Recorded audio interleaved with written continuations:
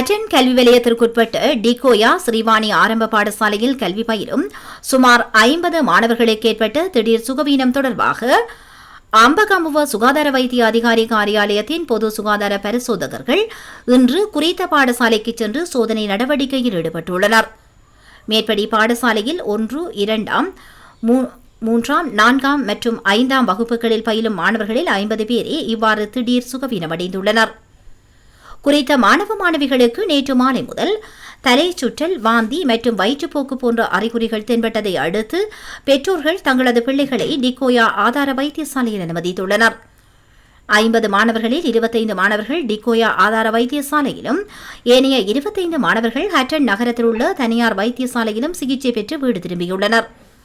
டிகோயா ஆதார வைத்தியசாலையில் அனுமதிக்கப்பட்ட 25 மாணவர்களில் 22 மாணவர்கள் சிகிச்சைக்கு பிறகு வீடு திரும்பியுள்ளனர்.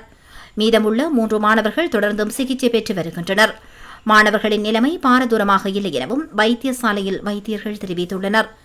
நேற்று பாடசாலையில் மாணவர்களுக்கு காலை உணவாக சோறு, போஞ்சி, பருப்பு மற்றும் கீரை ஆகியவற்றை வழங்கியதாகவும், எனினும் அந்த உணவை சாப்பிடாத மாணவர்களும் நோய்வாய்ப்பட்டு வைத்தியசாலையில் அனுமதிக்கப்பட்டதாகவும் வைத்தியசாலையின் வைத்திய அதிகாரி ஒருவர் தெரிவித்தார்.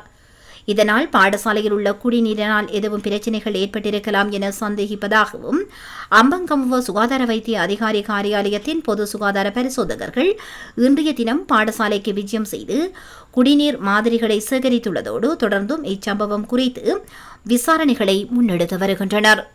நேற்று நாங்கள் வேலை விட்டு வந்தோம். பாப்பா வயிற்றுலின்னு சொன்னாங்க. வாந்தி எடுத்தாங்க 3 டிப்பு. அப்புறம் ஹாஸ்பிட்டல் கொண்டு போனோம். கொண்டு போயிட்டு அங்கே செக் பண்ணி பார்த்தாங்க. ஒன்றுமே சொல்லலை, ஆனால் மருந்து கொடுத்தாங்க. ஒரு 2 ஜீவனி கொடுத்தாங்க. ஒரு 2 ஹவர் சென்று ஒமிட் எடுத்தாங்க. அப்புறம் நல்லா ஆகிட்டாங்க. அப்புறம் ஒரு 3 ஹவர் வச்சிருந்து வீட்டுக்கு அனுப்பி போயிட்டாங்க.